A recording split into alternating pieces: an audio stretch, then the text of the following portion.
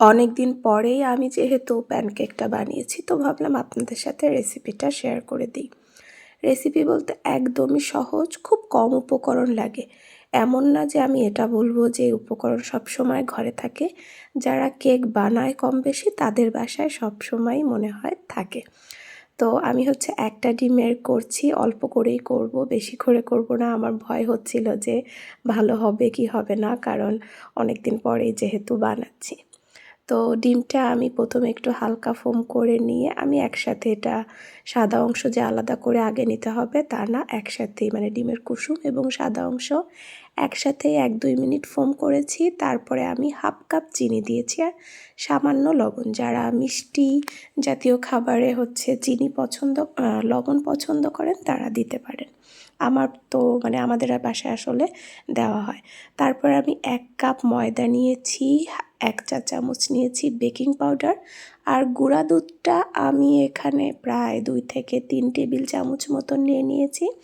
গুঁড়া দুধটা আপনারা চাইলে ব্যবহার করতেও পারেন, নাও করতে পারেন, টেস্টটা ভালো আসে।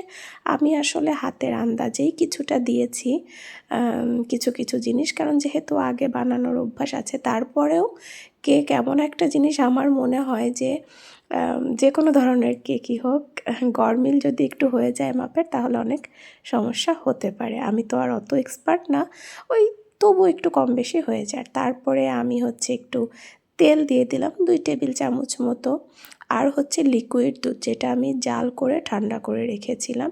এখানে আমি দিয়ে দিয়েছি হাফ কাপের বেশি, প্রায় 1 কাপ মতন লিকুইড দুধ। আসলে ওই যে বললাম আমি হাতের আন্দাজে। আর ভ্যানিলা এসেন্স দিয়ে দিলাম, এটাও আমি আমার স্বাদ মতো দিয়েছি।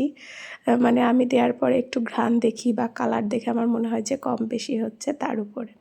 আমি তেলটা মাত্র দিলাম সাদা তেল।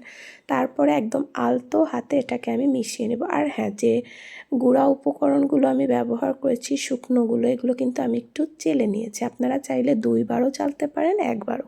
আমি একবারই চেলে নিয়েছি। তারপরে সব কিছু মিক্সড করে আমি রেখে দিলাম। আর এইদিকে আমি প্যান নিয়ে নিয়েছি। প্যানকেক প্যানেই বানাতে হবে, একদম হালকা করে তেল ব্রাশ করে নিলাম, আপনারা দেখতেই পেলেন। চাইলে টিস্যুতে একটু তেল নিয়ে জাস্ট প্যানে একটু মুছে নিতে পারেন এটা। তারপর ঘনত্বটা কেমন হয়েছে বুঝতেই পারছেন। জাস্ট একটা মাপ নেবেন, যে কোনো চামচ বা বাটি, যাই আপনারা যেভাবে দিবেন, এটা দিয়ে প্রত্যেকটা একই সাইজ হবে। তাহলে দেওয়ার পর 1 থেকে 2 মিনিট রাখবেন, তারপরে উল্টিয়ে দিবেন। আমার প্রথমেরগুলো একটু এক পাশটা কম বেশি হচ্ছিল তাপের কারণে, পরে আসলে সবগুলোই পারফেক্ট হয়েছিল। তবে সেগুলোর ভালো করে ক্লিপ নেওয়ার কথা আমার আসলে মনে নেই। এটা চাইলে মধু কিংবা চকলেট সিরাপ দিয়ে খেতে পারেন, খুবই মজার।